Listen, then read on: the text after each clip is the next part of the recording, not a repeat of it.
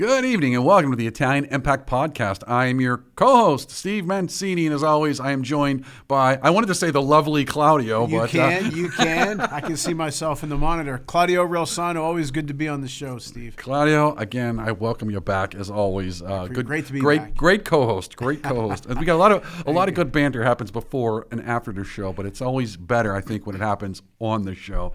Then people appreciate.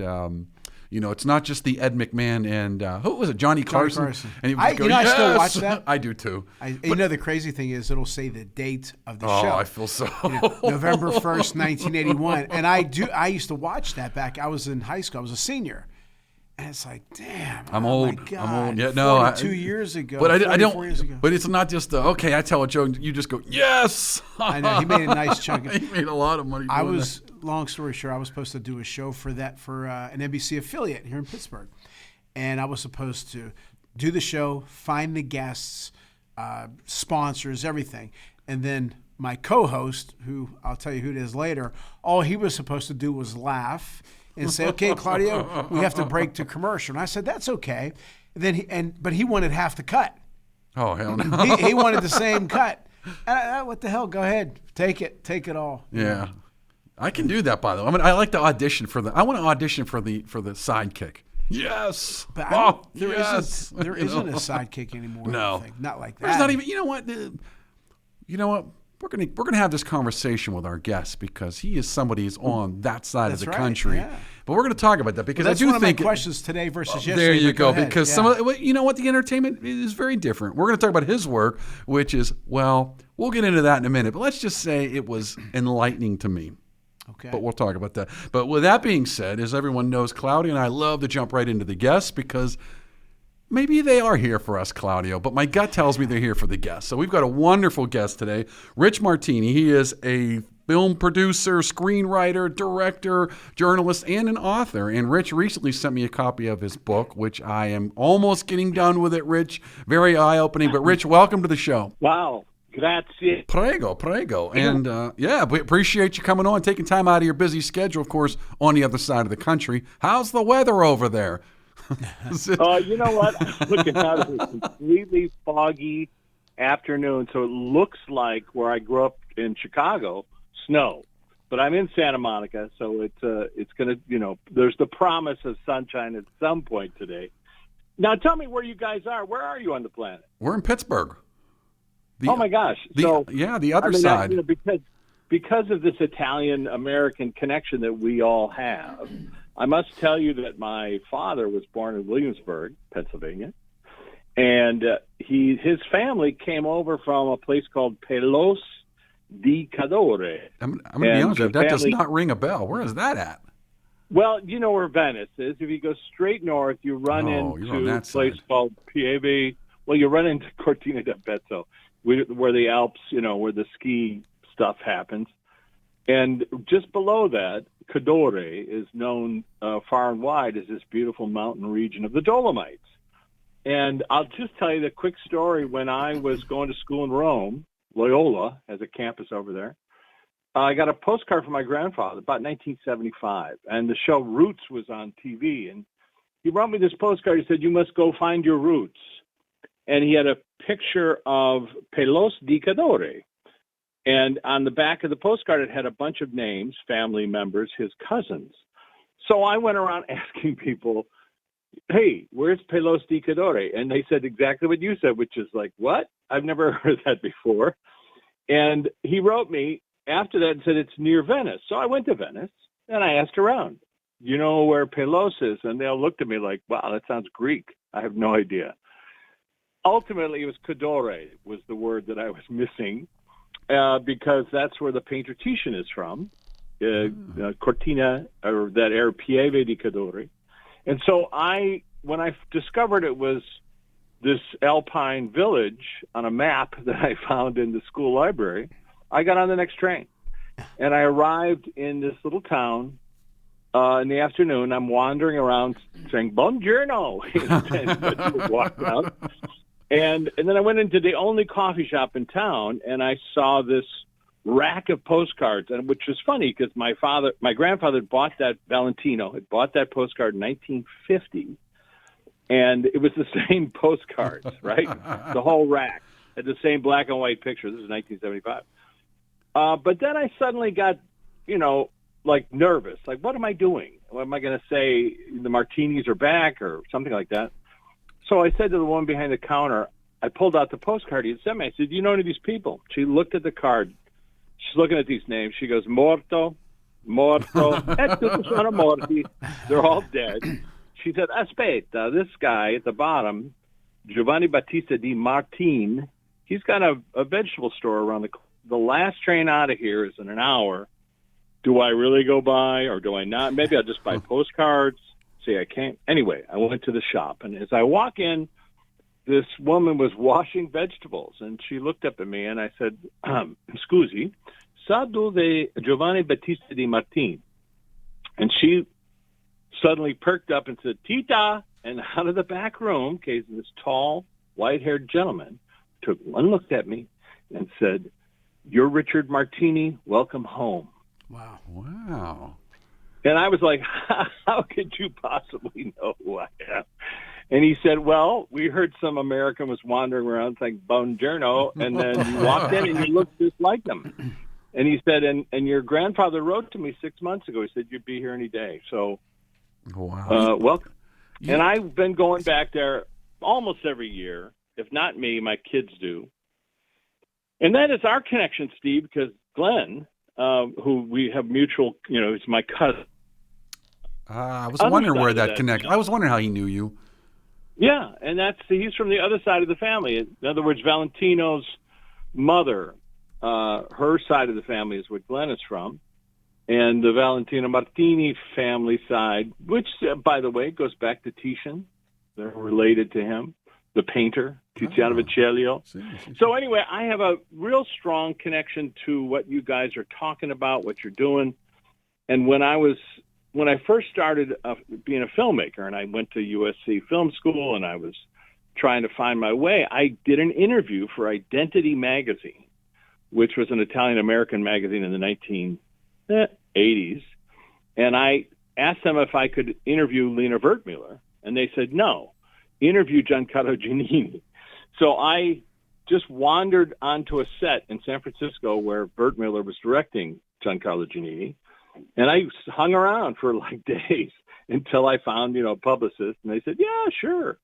So I spent like 2 or 3 hours with him, and I heard more unbelievable stories. And at some point he looked at me and said, why aren't you writing this down? Because I was kind of pretending to be a journalist. But anyway, I did get the article published, and, so that was fun. And I'm right on the thing that you guys are up to and what you're doing. So I really appreciate it. Rich, how about that? Real quick, you talk about stories. My dad always told me stories about my family and all the names and who I was named after and this guy and that guy. There was one guy that I forgot his name, and he was a real character in our town of Swickley here outside of Pittsburgh. And it was just a lot of funny stories about this guy. So for years, I'm talking about for about 20, a good 20-some years, I could not remember this guy's name. I've been racking my brain. There was nobody in my family that I could ask because they've either passed, sono morte, or I don't talk to them. Okay, so and then now, but you said the name, and it was him, Valentino. It was. It was. So you just reminded Claudio of it. As soon as you said it, as soon as you said Valentino, I said that's it. It was. So after 20 years, you now know. 20 years? No, wait a minute. Yeah, 20 years. 2005. All right, folks. Thanks for joining the podcast today. We've just solved Claudio's lost relative. I've been trying to think. I'm not saying every damn day. Was his name His first name was Valentino. What was his last name? Well, now you're pushing it. We need another guest for that, Rich. Yeah, that's true. That's true. Funny. Well, of course, thank God for the internet. And I'll figure that out later. But Valentino, I don't think they ever said his last name. They just said Valentino. He was a kind of a funny guy, like I said, a character. And Ancestry.com can help. And I found so much information about my family, including family secrets, stuff that I didn't know. And when I started digging, I realized, oh my gosh, this is a story that's never been told. And I've really gotten those kinds of details. All right, hold it, Rich. Hold it. We're talking like juicy family gossip. Like, oh my God, he was married 3 times. Stuff. All right, I don't want to. We're not a gossip show, but we are informing and entertaining. So entertain us with one of your juicy gossip stories. No, what was something interesting that you found out? You mean a Hollywood gossip story? Yeah, that's right. But give me an example. Go ahead. What were you going to say? No, I said, give me an example. I want to know something very interesting that you found out. See. It depends what you consider gossip. Well, if it's true, it's not gossip. Right. That's right. Well, when I worked on the Charles Grodin show, my good friend Charles Grodin, he's from Pittsburgh. Had a show on NBC. From Pittsburgh. I was, and this was a joke. Yeah, from Pittsburgh. That's right. And I was there when the city gave him the key to the city, and he did a one-man show. But he brought me on because Chuck hated gossip. I mean, really loathed it. But he asked me to come on as his gossip columnist, his correspondent. And I was like, all right, let's do that for gossip. Well, now, but never have any. Well, wait a minute. He says, I hate it, but he says, but I want you to do it for me so I have something to read. Well, here's the joke, which is I would come on the Grodin show, and he'd say, what's going on? I'd say, oh, my gosh, I went to a screening with Tom Hanks. And then he'd say, Tom Hanks, did you meet Tom Hanks? I'd say, no, he was in the front of the theater. I was in the back. And then he'd say, well, what did you learn? I didn't learn anything. I just wanted to share that. So it was like I never had any gossip. But I acted like I had gossip. So, but in my career, I have had the opportunity to work with a number of people. I've written and directed like 10 theatrical feature films. So, I mean, I was able to work with Ray Charles, and I was able to work with Dean Stockwell and Nancy Allen, Bridget Fonda's first film. And then later on, my friend Philip Noyce invited me to come and work with him sort of as his ombudsman, sort of jack of all trades, on Angelina Jolie. And it was interesting because Angelina would say things to me on the set that were clearly like, oh my gosh, I can't believe you're sharing this with me. You don't know me well enough to share that. And I realized at some point that she was saying these things to me to see if somehow they would show up in the some gossip. So she was testing you. Yeah, it's good. That's the only reason I could think why she would do that, because it was like, well, you got to earn trust. So, well, no, that's good though, because she's testing you, and you pass the test. That's right, but you can never really believe any gossip unless you were there, right? Or unless you saw it, or unless you witnessed it. Well, that's the whole. I heard it from a guy, and then you asked that guy, and then Well, I heard it from someone else. Well, where'd you hear it from? Well, I heard it from someone else. Right. They never. Chiacchiere. We call it chatting in Italian. Chiacchiere, chatting. But it is a reality to it, which is that we have this illusion that they're movie stars.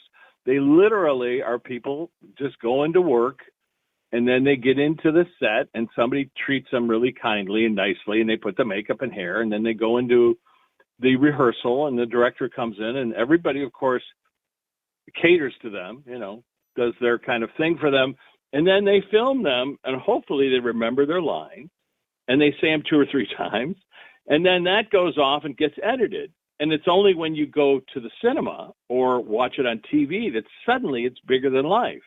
And you forget all the other stuff that went into their getting out of the car, getting back in the car, et cetera, et cetera. And the emotional trauma that's happening with, actors upset about something that happened at home, and then they bring that down to the set. So I'm just pointing out that I hate to pull away the curtain, Wizard of Oz style, but they're just people walking onto a soundstage, and then we put this illusion as if, they're talking, they're saying lines, so they must be more important than me. Does that make sense? That makes a lot of sense, and that's well said. I remember a friend of mine was a boxer, and he was fighting in Foxwoods Casino, and several of the Sopranos were coming to see him fight. And people were acting as if they were real mobsters. And I said, come on, guys, they're actors. Relax. But, a friend of mine, he does not want to meet. I know a few people that are in sports or whatever, and he doesn't want to meet any of them because he doesn't want to get let down. And I do understand that. Doesn't want to break the illusion. Yeah. But one thing. All right, I will tell you one story. I was Henry Jaglom, a film director that passed away recently, party all the time. And one night, my wife said, hey, there's Junior Soprano. And it was like the height of the show. And I'm looking at where's this actor that she's looking at. I go, no, that's not Junior Soprano. Of course, I didn't realize that they had aged him in the show. So he was really only like 40 years old, and they made him look like he was 70. And so I'm looking at him, like, hey, he's too young to be Junior. And then, here comes Chris Moltisanti. Oh, wait a minute. We recognize him. And then what's his name? David Provanzo, I think his name is. Richie Aprile. That's how we know him. Yeah. Yeah, and so we find ourselves talking to Richie Aprile. And I tell this story to Richie Aprile, the actor, about something I said to my wife. There was this joke in the show about Manson lamps that were really big. And that's what Tony's referred to. That's what I call my wife. And then he suddenly turned into Richie Aprile, and he goes, he said that to you? Everybody around us froze. Like, uh-oh. Now, going to take me down. Every show I've ever been on, I've always mentioned the fact that August 19th, 1973, I went to my very first Pittsburgh Pirate game. I was 8 years old. Right then and there, I knew what I wanted to do with the rest of my life. Did you have that moment hit you? Maybe not necessarily a date, but was there a moment, a time that you said, this is the world that I want to be in? Well, it's a great question, and it's I was teaching film at Loyola for the past 17 years, film production, and that was the first question I'd ask my students. What was your first conscious memory that you would be doing the kind of work you're doing now, or what you want to do? And sometimes people would do that. It was like, they could remember the date that somebody applauded, or the date that their father, said you did a great job, or I liked your footage that you shot, or, they went to see you in a play. And that, it's like a red string that goes from that moment when you were there all the way up to today. And I can remember putting on a play in our garage. And I grew up in Chicago, and Ray Rayner, who was a pretty famous local person in the region, you wouldn't know him, but he was on the Bozo the Circus clown show. He played Oliver Oliver, and he was also a local actor. He appeared in so he came by and, really applauded what we were doing. I don't know what we were putting on, maybe The Sound of Music or something in the garage. And then cut to how many years later, I'm directing a film called Limit Up, starring Nancy Ellen, Dean Stockwell, and Ray Charles. And I called up Ray, and I asked him to play a television correspondent. And so here I was in his dressing room, sitting with him, looking at him, thinking, wow, what a bookend. Here I am directing this guy who was a huge star in Chicago when I was growing up. And for me, it was just really a treat to be able to be in the same room with him. Rich, I want to come back to this because, we had an interview about a month or so ago with Ray Mancini, and he talked about, when the opportunity comes to be ready. But we're going to be right back after a quick commercial break because I want to talk about when that opportunity came to you and then obviously how you made the breakthrough. So, folks, we'll be right back. Tune into the Ralph Williams and Tony Moreno Show every Saturday, 8 a.m. to 9 a.m., and every Sunday, 10 a.m. to 11 a.m. on 1250 a.m. The Answer, 92.5 FM The Answer. Hello, Pens fans.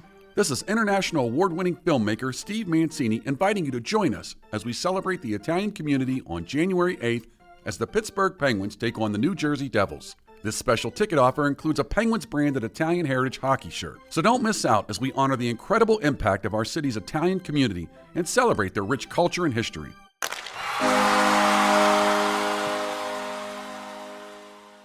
Ciao, Chrissy. Your Italian got so much better. Brava! Grazie. It's because I learned the best way possible. How so? Well, I learned that with apps, grammar books, and even YouTube videos, I could only get so far. I had to immerse myself. I noticed I did best when I was in Italy visiting family. That's where my level really soared. And wow, did it work? Thanks. I became much more confident, fast. That's why I created Footsteps Through Time. It's an Italian language experience. You don't just take Italian classes, you immerse yourself in a real Italian village. With lots of fun activities and excursions, it's life-changing. I see. So, no more boring grammar, impersonal apps, just real conversations, real culture, and delicious food, of course. Exactly. I'm so excited about this. Learn Italian by actually becoming part of the local community for a week and living it. So if you've been dreaming of Italy and the language, check out Footsteps Through Time in Italy.com. Book now and join the experience. Andiamo! Thanks to Greater Pittsburgh Travel. For any of your travel needs, let Tom and the team at Greater Pittsburgh Travel know, and they'll take care of you. For more information, call 412-331-2244 or visit their website at www.greaterpittsburghtravel.com. Did your parents or grandparents ever talk about the Vietnam War? The Hardest Year, a love story and letters during the Vietnam War, is an accurate portrayal of what life was like during the 1960s, a time of the draft, equal rights, and the anti-war movement. Follow newlyweds through their letters as they navigate 1 year of the war an ocean apart. The Hardest Year by Carol and William Wagner is available now wherever books are sold. And we want to thank the Calabria Club of Pittsburgh. If you're interested in learning more, you can find their contact information on Facebook at Calabria Club of Pittsburgh. Again, thanks Domenica and the team at the Calabria Club of Pittsburgh for your support. And we want to thank La Scuola d'Italia Galileo Galilei, the only nonprofit school in Pittsburgh endorsed by the Italian Consulate. If you're interested in learning Italian or have your children being immersed in the Italian culture and language, be sure to give them a call at 412-404-7070. And that's La Scuola d'Italia Galileo Galilei. We'd also like to thank Chris Gonzalez from the Knights of Columbus. If you have any questions about joining the Knights of Columbus, reach out to Chris Gonzalez at 412-605-9074. Tune in to Sports Corner, hosted by Ralph Williams, along with Claudio Relsano, Smoke and Jim Frazier, and Luther Dupree Jr. every Saturday, 2 p.m. to 3 p.m. on 1250 AM The Answer, 92.5 FM The Answer. All right, welcome back. Rich, I kind of want to pick up where we left off right before the commercial break here. Like I said, Well, I'll tell you, how did I get started? How did you get started? But then there's a point in your career where you, for lack of a better term, you make it. So what is the transition? Listen, if I had made it, Steve, everybody in your audience would know me. Meanwhile, they're like searching through the internet. Who is this guy? Well, I'll tell you two things that were important. University, and I wrote a screenplay for a class, and the teacher came up to me and said, "You have a career. This is something you should do. You're good at it." And I thought, I'm going to switch my major to film. And then I went to his office, and then there was someone there and said, he died of a heart attack last week. So, oh my God! Wait, the guy who commended your film, the guy who just convinced me to pursue that. But then I thought, okay, I'm going to pursue that, and I started writing screenplays. And then I came out to Los Angeles, and I was in Rome. I was sitting in Rome trying to decide if I had that. Remember, I talked about meeting Lena Vertmüller, so I called her on the phone in Rome, and I said, "Hey, is it possible I could work for you on a movie?" And she said, "Well, about a thing." And so I flipped a coin. Heads, stay in Rome. Tails, go back to Boston and find out what happened to your life. And it came up heads, stay in Rome. And I thought, oh, damn, 2 out of 3. And because I thought that, I realized, that must mean I should get on the train and get out of here. And I did. And when I got back to Boston, there was a letter from USC saying it had been accepted to their film school. So I flew out to L.A., and I started going to these, screenwriting classes and learning how to do that and do, short films and stuff like that. And I met this actress in that screenwriting class, and we became very close, and we ended up living together. Her name is Luana Anders, and Luana had done a lot of movies, and she had a lot of close friends in the film industry, including Robert Towne, the screenwriter. And I, like anybody, had seen the movie Chinatown, and for the first time was aware that a screenwriter wrote that. But she said, "Look, Robert's looking for an assistant. Are you interested?" I was like, "Are you kidding me?" "Sure, of course." So I went in there, and I met Robert, and, he basically, he said, "Can you drive fast?" And I said, "What? What do you mean?" He said, "I'm asking, can you drive a car fast? That's my Mercedes sedan out there. Can you drive it fast?" I went, "Yeah, I think so." He said, "Good, because my wife is on her way home and my mistress is in my bed. Go get her out of my house." And that was my introduction to Hollywood, which I got her out of there. And Robert and I remained friends for the next so many years. But ultimately, did he remain married? No, he got divorced right after that, and we've remained friends for a long time. But I just want to say, at some point, I realized And Luana was good friends with the Coppola family, and we used to go up to their house for Thanksgiving. And while we were there at the house, someone showed a film. John Schwartzman, who was Francis's nephew, showed a film he had made at USC, and I knew everybody in the film, and I had convinced him to go to USC. So here he was showing this short film that he had made, and it was in that moment where I went, you know what, I'm going to make a short film. And I turned to John, and I said, and by the way, he shot Seabiscuit and quite many movies, but I said, would you shoot my short film? And I said, the only thing I can promise you is if it gets bought, I'll put you in, or, if they ask me to make a feature, you'll be the DP. And he went, okay. So we shot this film. It was called You Can't Hurry Love. I showed it to this producer, and in 6 months, I was directing my first feature film. It's called, it was called Video Valentina was the short, and the movie was called You Can't Hurry Love, Bridget Fonda's first film. So I made the film with friends of mine, some comedy actors. I made it about a topic I thought was funny, video dating. It just started up. And anyway, so that film was made for $1 million, and it made $10 million. And I thought that was going to be the airplane that took me into the stratosphere. It did not, but it allowed me to have a career. Now, who were some of your role models growing up in this business, and did you try to emulate them, your style of writing, producing, directing, etc.? Well, I'll tell you, in the genre that I chose, and this is a genre that I can work in, because if you're going to make a short film, try to make it about something you care about, because they may have you do that the rest of your career. So, so if you like horror films, do that. In my case, I was interested in comedy, and I was working with this comedy improv group. And so I got a bunch of really talented improv people to work with me. And I thought, well, that's going to be my journey. And that's kind of what I focused on. And so Blake Edwards, for example, was somebody who, did all the Peter Sellers movies. And I met him, and I just thought, here's a guy who really understands how to tell a joke, and then to top the joke, and then to top the topper, as they used to call it. And so I focused on that aspect of it. Of course, I was a fan, and, I got to meet Martin Scorsese. That's another one, I guess. I'm in San Francisco. He's filming New York, New York. I read in the paper that he goes to this restaurant nearby me, and I thought, I think I'll go by and see if he's there. Sure enough, he's sitting there. So I went up to his table, and I said, listen, you don't know me from Adam. I'm writing this article for Identity Magazine. He said, sit down. And I said, I'm thinking of being a filmmaker. I've written a screenplay, and I'm not really sure what to do next. He said, well, if you want to work in theater, go to New York. If you want to work in film, go to Los Angeles. That's all I needed to hear. Is that still the case, Rich?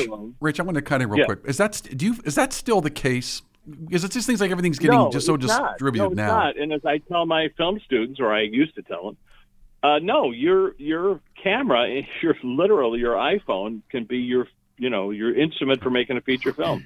Get your friends together, tell a story. These vertical shows are not quite very good yet, but they may be at some point. People who work on TikTok and YouTube, they're not epic stories, but eventually they will be, I think, at some point. If we're talking about having a steady career, I think it has to do with follow your bliss, follow that heart, follow the stuff that leans you in a certain direction. And I used to tell my students, if you really want to work in a particular field, reach out to their assistants, because their assistant somehow got that gig. Right. And if you can figure out how they got that gig, maybe it's somebody new, maybe they're talented, maybe you know somebody who knows them, that's a way to get your foot in the door. And then I would say, once you get in the door, interview the person that you emulate. Just ask them, say, look, I want to do this article I'm writing. And you sit down with them and you ask them this question first. What was your first conscious thought you'd be doing the kind of work you're doing? Nobody gets asked that. And then the second thing you say is, so why did you leave your hometown in wherever it is?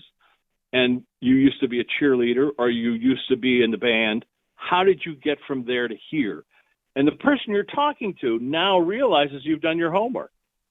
And at the end of the interview or the end of conversation, you say, look, I want to come and work for you, and I will be the best person you've ever had work for you, and they'll say, well, we're not hiring. And you go, well, that's great because you can't pay me. So here's my offer. I work for free for 2 weeks, 3 weeks, a month, whatever you can afford. And if I'm not the best person you've ever hired in this position, then I'll leave, but I'll put you on my resume. Is that okay? We got a deal? Most of my students who tried that actually got the gig. So wow. That is one secret way to get the gig that you always wanted to get. Steve mentioned a name, a friend of ours who's been on our show, Ray Mancini, the boxer. He had a production studio in Santa Monica for years, maybe 30-some years, and he left in 2017 to come back home to... Wait, was it Boom Boom, yeah, right? Wasn't Boom that Boom. his nickname? Yeah, Boom Boom Yeah, Productions, okay. yeah. I don't know if you ever came across him at all, but No, I know his name. I know his name well. Sure. And but Tony Danza, Yes. he's out here. Yeah, He was a boxer. yeah, And that's right. a friend of mine's married to his daughter. But Ray moved back home to Youngstown. He said, because I can do the same things that I did in Santa Monica, but a hell of a lot cheaper. Right. So to your point. Yeah, that's right. Of course. Yeah. Of course, the industry has left L.A. You know that. Right, You know, right. It's gone to Georgia. It's gone to Toronto. It's gone to Chicago. Is that because of the cost? Does that really just come down to the cost, or is it just technology's enabled? Like Yeah, you don't need well, huge studios anymore, for example. Well, it's right to work states. That's what it is. Union. Right. So let's put it this way: if you're making a movie and it's $100 million movie, and somebody tells you if you make it in New Mexico, % of that. And so as a financier, you're like, wait a minute, that's $10 million. That's right. a lot of money. And so it goes from there. And certain filmmakers insist on, no, I'm working in New York. But, of course, if you can get to be part of that program that they have in New York now, then, you know, that, as I used to say to my students, the first thing I wrote on the chalkboard was conflict is the essence of drama. You have to be able to tell a story. So learn how to tell a story. So if you're going to tell a simple, short story on your cell phone or with your friends, make sure it's got a beginning, middle, and an end. Make sure it takes you somewhere you haven't been before, visually or emotionally. And I mean, there's some fantastic things being made. I mean, that really have opened up the gates. So it's very hard to conceptualize how anyone could have a career. In my case, as you know, Steve, I was somebody who I started a documentary about a topic, and I had wrote a book about that documentary, and I took it around to all the major publishing houses, and they all said, "Who are you? We don't know who you are." Well, I wanted to get to that documentary because it's almost I don't know if there's conflict in it, but to your point, there's something more into it. Let's talk about that. What do you mean? I mean, you know, it's really people can recall their previous lifetimes. People can recall, and people can talk to people off stage who are no longer on the planet. Right. But conflict, you know, death is an illusion. That's conflict. But anyway, I'm just saying, I took it around to all these different people to just write a book about your documentary. And I thought, oh, all right, then I can control it. And so that's what I did. And I've written like 13, and I've also made documentaries that I make myself, and I sell them to different outlets and whatever. That's, how I make my bank, my rent. What is your most, what is your most, I would say the work you're most proud of? Well, the work that I get the most compliments for is the Flipside work, which is the documentary, and the book is called Flipside. And it is, I started filming people under hypnosis. And the girl that I met in that screenwriting class, Luana Anders, the one who knew Francis and Robert Town, she passed away in 1996. I work with mediums who work with law enforcement. I talk more to Luana than planet. Every week we do a podcast, Jennifer Schaefer and I, Fox is doing a show about her. We do this podcast called Hacking the Afterlife. And on the podcast, we interview people who used to be on the planet. And they might be people that I worked with, like Ray Charles. They might be people that Luana worked with, and she worked with everybody. She was in over 100 movies, and Francis Coppola's first movie, and worked with Brando and Nicholson and all these other people. So she knows everybody. And so when Jennifer and I are doing our podcast, someone may show up on the podcast. Luana is the person who holds the clipboard. She's got the names of who gets to talk to us. We aren't in charge of it. And then she shows up and we have a conversation. So I can just tell you, I spend part of most of my day talking to people who've lost somebody, lost a pet, lost a family member. And I point out, here's how you can have a conversation with them. And it might not be sound. It might be visual. It might be a feeling. It might be music comes on the radio at the exact moment you're thinking of them. There's all these different ways that they communicate with us that we're not aware of. They won't disrupt our path because we have a path that we planned, but they will come and tell us that everything's going to be okay. It is the thing I hear the most in 20 years of this filming is people saying everything is going to be okay. And it sounds simple, but it's quite profound because they literally are saying all the trauma that you think is going on in your life, it's going to be okay. You're going to get past this, and then you'll see why it all was part of the play. So well said. That's kind of the work I'm the most, let's say, focused on right now. And what's also interesting, I'm sorry to interrupt. No, that's okay. Is that when I started this work, when I started filming people under hypnosis, talking about the afterlife, blah, blah, blah, and I did 6 of them myself, I realized that all of my films that I had made, these 10 feature films, all reflected that on some level. Either there were, like the movie Limit Up is about God coming and talking somebody into talking to their guardian angel so that they can corner soybeans, so they can feed the planet. Each one of my films has this element of somebody talking to somebody no longer on the planet to help them learn something about their journey. I mean, people might say they're old tropes and those stories, but for some reason, all of my filmmaking revolved around that theme, and I didn't realize it until I was making the film Flipside, because here I was filming people talking about this stuff and hearing from guides and teachers going, "Oh yeah, Rich, come on, this was all worked out in advance. I'm sorry that you were struggling, but it's all going to be fine. Everything's going to be okay." After a string of big hits, Barry Manilow decided to create a jazz album in 1984 called 2 a.m. Paradise Cafe. And what he did was he had Mel Torme and just a bunch of legends join him on this album. And on the video shoot of the album, they wanted to give him some advice. They said, "I think maybe you should do this. Why don't you try this? And why don't you do this?" And he said very politely, "I appreciate all of you, respect all of you. That's why I wanted you on this album, but I know exactly how I want to do this." Whenever you work with name people who've done a lot of big work, did they ever try to do that with you? And did you have to say, "Hey, I appreciate you. That's why you're here, but I know how I want to go about this"? Well, just to give an example, I was at Charles Grodin. And Charles Grodin was a very close friend. And there's a documentary going around to film festivals right now called Rebel with a Cause. And I appear in it along with all of his friends, De Niro and Steve Martin, and just different people talking about Charles Grodin. What was fascinating about Chuck, he was so open and so funny and such a giving person, but also passionate about stuff that you wouldn't think he would be. So when I went to work for him on his show, he was like, "I want to know about the prison system in New York." I was like, "Really? Why? Is there something funny in that?" But he made me go into prisons and film prisoners talking about their journey. How did they get here? Well, what are they learning?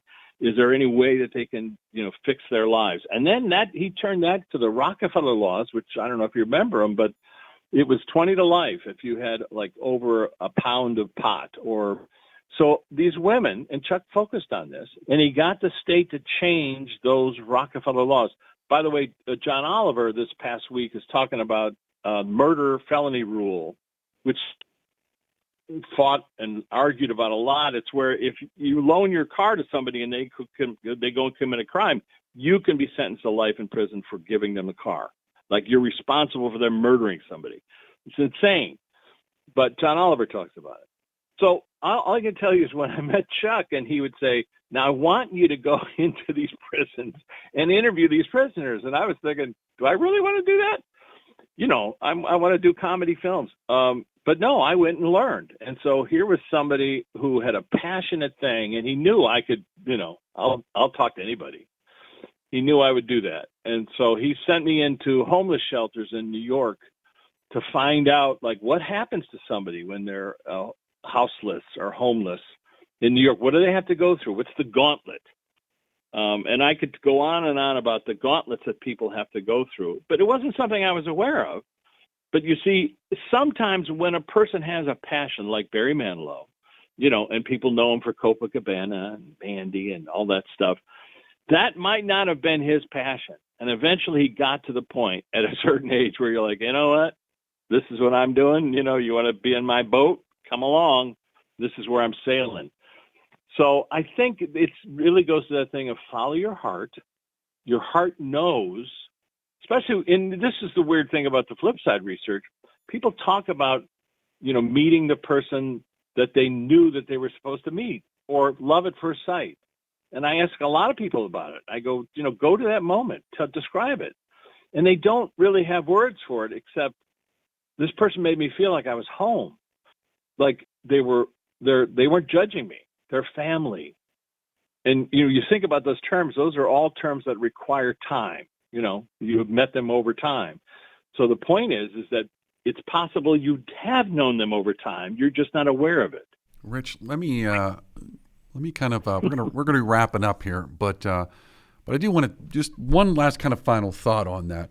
You and I were chatting a couple of weeks ago, and I said, for example, the Catholic Church says don't muck around with the dead because ultimately you don't know who's answering you. You think you know, right. But when you kind of go down these paths, though, well, how do you know what's true? I guess is where I'm going with it. Let's just address that sentence. Uh-oh. The prophets in the good book were only talking to people who were no longer on the planet. So it's funny how they go, well, don't talk to people that are off the planet, except our guys. Only the people that we consider to be okay to talk to. Every prophet talking to Isaiah, talking to whoever is off the planet, they're getting information from them and then passing along. And, so when people start talking about like, well, you're not supposed to talk to the dead, what are they talking about? That's the only people that are in the good book are people who are no longer on the planet. And so here's what I've learned, which is aside from the church, and of course I grew up, I was an altar boy. What I've learned is that if you just set it aside, what's the data say? What's the research saying? The data shows that consciousness is not confined to the brain. University of Virginia, DOPS, medical lab, they've been showing that for decades. So now we have to ask, so what happens? And when people talk about under hypnosis, they're talking to their mother. They're talking to their father. They're seeing their father. I did a guided meditation with a guy yesterday who was beside himself in tears because he was seeing Jesus, somebody he didn't believe in his entire life. He was not a Christian, but he was seeing him, and that overwhelmed him. And I had to ask the guy, like, why are you overwhelmed? He said, there's such unconditional love coming from this person. So the point is, do you tell people, well, yeah, you're talking to a demon? The data shows that demons are a human construct, that we create that stuff. Because if you talk about near-death experiences, only 1% to 3% actually see something negative or experience something negative, but the details never match. So you would think that two guys running into a demon would describe the same fella. He's got red hair, freckles, big nose, glasses, whatever.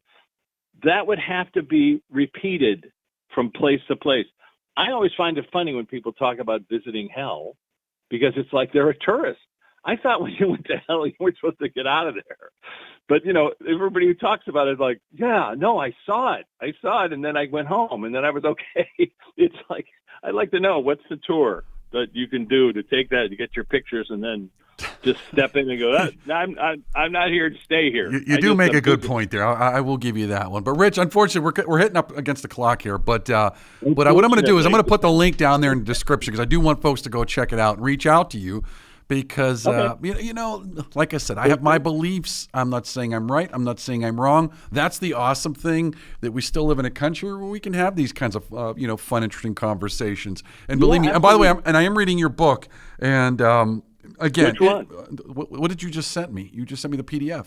The greatest story. I just wanted you to say it. The greatest story never told. Oh, I'm by sorry. Jesus and those who knew him. And the reason I mention it is because it's not me seeing him. I'm filming people who report seeing him. And the former head of Paramount got me to write this book because he said, these are fascinating stories. You have to tell them. And I went, okay, I'll tell them. Well, I'm going to put a link down there for folks that are interested in this because, again, if nothing else, it's just something that makes you think. I mean, we all have different belief systems. We're raised on different beliefs. We have different experiences. But there's a lot of different ways, I guess, to think about it.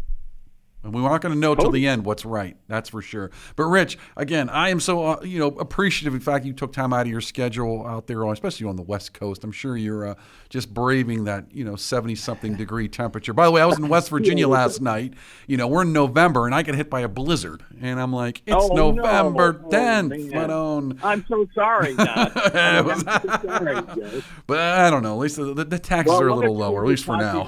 Claudio, Steve, Stefano, you guys are both. I love that you're doing this. It's a fantastic show, and I really appreciate you inviting me on. Awesome. It went quick. This one, really quick show. Great job, Rich. We appreciate it. Hey, Rich, real quick, Santa Monica, you ever been to a restaurant called El Forno? Il Forno, of course. Okay. Of course. I've been to all the Italian restaurants here. They're all, No, they're all pretty good. Yeah. Nobody makes a carbonara like you can get in Rome. Let's put it that way. Yeah. Well, that's the problem with going to the motherland. Then you got to come back. But anyways, Rich, thank you very much for joining us. And we're going to stay in touch because I'm going to finish the book. I'm going to let you know how it is. But I'm going to put a link down in the description. Folks can go check it out. Go check out the documentary on Amazon and support Rich Paisan. Rich, again, thank you very much. And we'll be in touch sooner rather than later. Ciao, fratelli. Ciao. Ciao, Rich. Thank you. All right. Again, thanks, Rich, for joining us. What a great episode. And Claudio, I think we have some interesting news. Yeah, we're going to give you a little teaser right now, but we're still going to do the show for sure.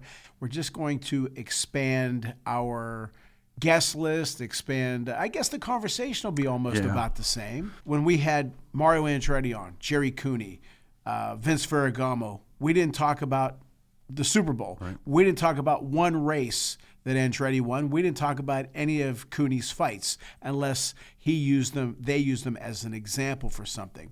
We did things like what did they do after their career was over? How did they have a good life, successful life afterwards? So that's, what did they do in business? Again, how did they sustain a successful life? Something different than everybody says. Say, hey, Mario, how was it to win the 69 Indy 500? Jerry, how was it to fight Larry Holmes? Hell, we know all that. Something different. Right. So, and I can getting to know the people because, what? Not just the athlete. Right, because I like what Rich said. At the end of the day, they are just people. Sure. But there's something. The difference is like I always say, people don't ever put me on a pedestal because I'm just a human being. I make so many mistakes. It's too easy to push me over. But I think the more that we get to know the people, and Claudio and I have been talking about what I'm going to call a very rich list of guests. And I think people are going to like what we're going to be doing in the next year. And so we're kind of, wrapping up the season here. We're already in November, a couple more episodes for sure, take a nice little break for Christmas. And we're going to come back with something we think is going to be even better. And something that is really important to us, and that is to have impact on the listeners so you can learn from our guests. And I know I will ask questions that I want to know personally. Right. How did they get from point A to point B? How did they deal with obstacles? How did they deal with adversities? And so we have a list, a very good list of people on from all kind of backgrounds. But one thing we all have together, even though the media likes to separate us, we all have one thing in common. We all have had adversity. Right. We all want to strive for good lives. We all want to provide for our families. So again, this is important to us, and we want to. Again, it's very important. Jim Valvano used to say that his favorite word in the English dictionary is the word impact, and I've kind of taken that taken that, and it is important for me to have impact on people, and I know Steve's the same way. We're very passionate.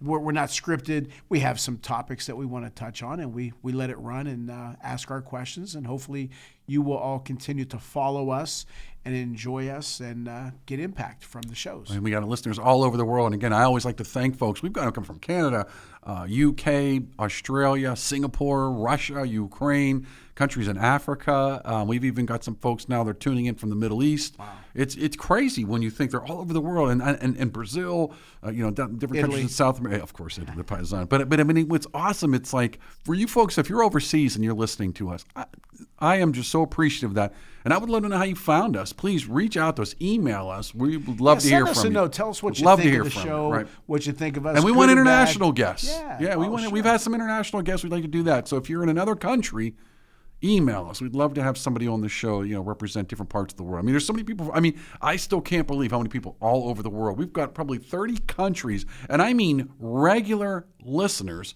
from over 30 countries. And it's like, and we just want to keep this growing. Right. We want to make it bigger in all facets of this show. And like I said, we had a meeting a couple days ago, and we just really want to make this even bigger and better.